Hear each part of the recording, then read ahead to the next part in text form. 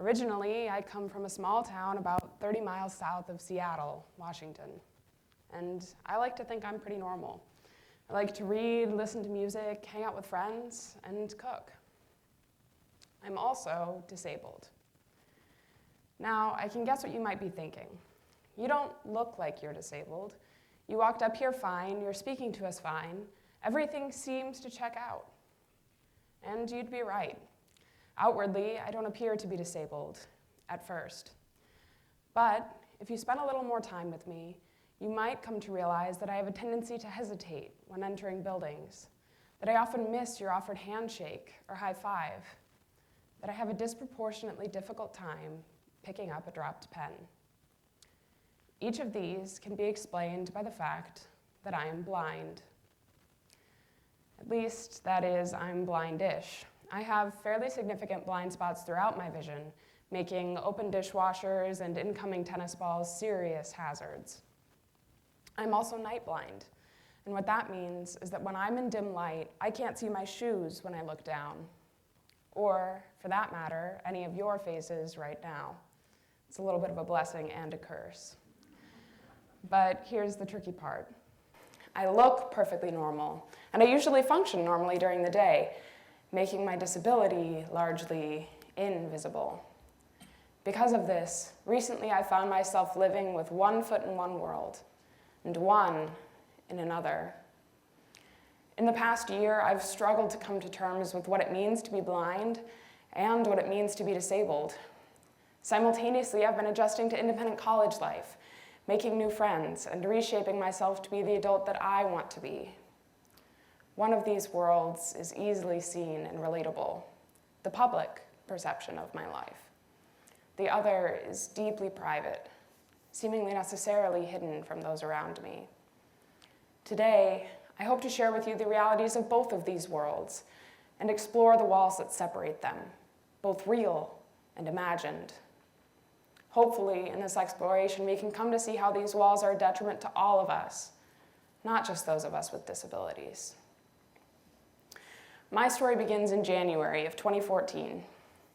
At this point, I firmly belonged to the normal world. I was a high-achieving high school senior just beginning to make decisions about college. I was writing applications for scholarships, studying for exams, and enjoying life. That afternoon, I went in for what was supposed to be a routine eye exam. But what they found was so distinctly unroutine that it would forever change the way I viewed my life, throwing me into a world I never expected to be a part of. That afternoon, I was diagnosed with retinitis pigmentosa, a genetically inherited degenerative condition of the retina. The cells that pick up light in my eyes are dying off. There is no cure. Eventually, I will be robbed of most of my vision. When they diagnosed me a little over a year and a half ago, I had less than 10% of my night vision remaining. My field of vision continues to narrow as the cells in the periphery of my retina die, and my night vision worsens as my condition does. Now, I use this white cane to travel at night. This keeps me from doing things like walking off the edge of the stage or into a parking meter on the sidewalk. But it also immediately and unmistakably marks me as blind, as disabled. Now, this has its benefits to be sure, but it's also the source of some fairly awkward encounters, since many of my acquaintances have no idea that I struggle with vision loss.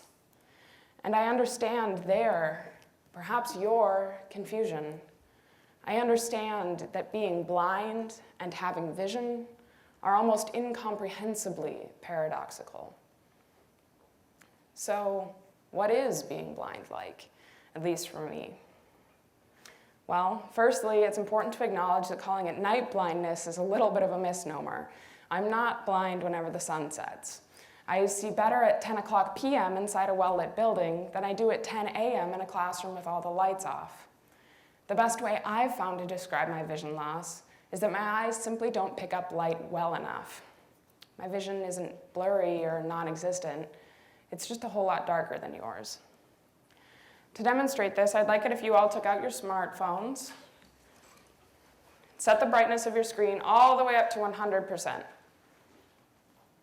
Kind of take a look at the image that forms your background, maybe hold it up so that everyone can see, and hold an image of this in your minds, because this represents your vision, assuming you see perfectly normally.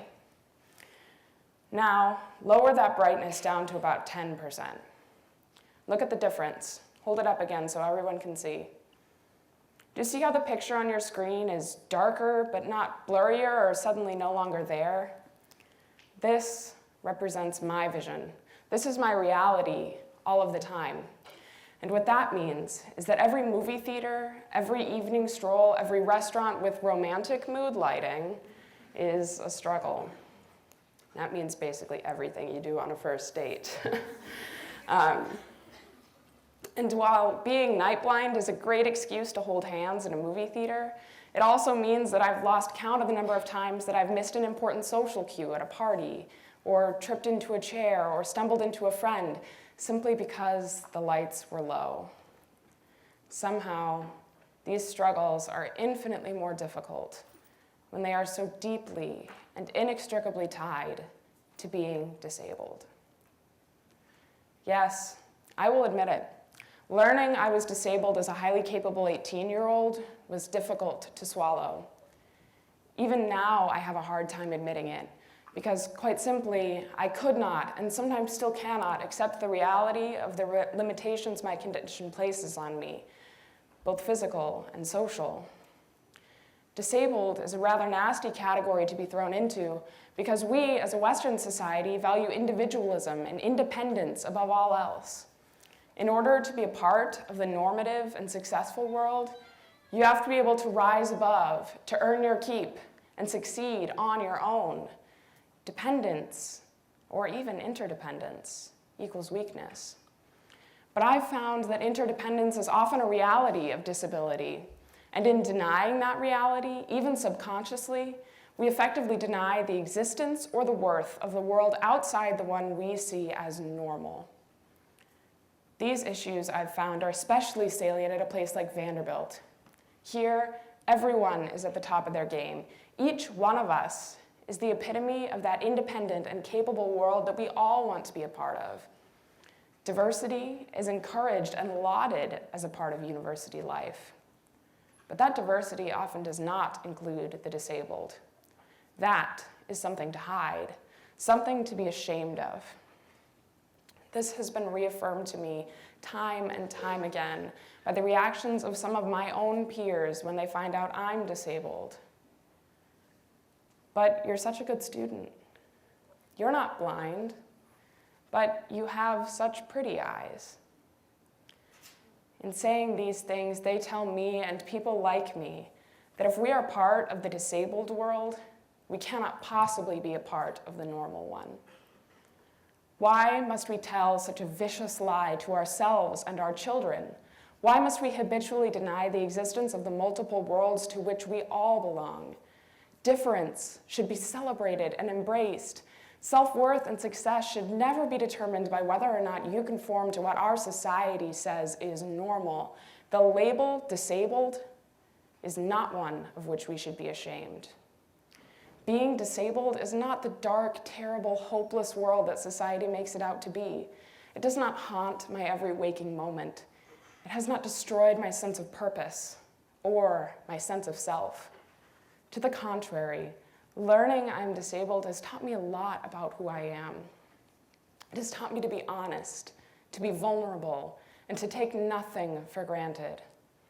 Learning I am disabled has not held me back from living or stopped me from dreaming. I am a part of the Vanderbilt community, and I worked hard to get here. I continue to work hard to succeed here.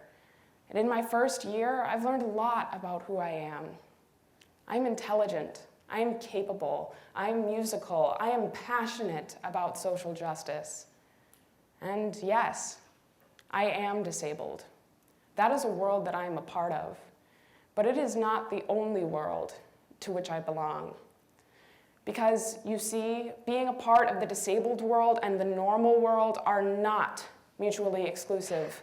And if I could change anything about our society right now, it would be to eliminate our propensity to simplify people to their minority label in order to simplify our own understanding of the world. Nobody in a minority community is just a minority. There is no just gay or just black or just disabled. Each one of us is a complex, dynamic, multidimensional human being with our feet in many worlds, and we deserve to be treated as such. Today, I challenge you to reject simple narratives of your own and others' lives. And maybe, just maybe, if we do this, we can start to see each other as a little more human and a little less other. Thank you.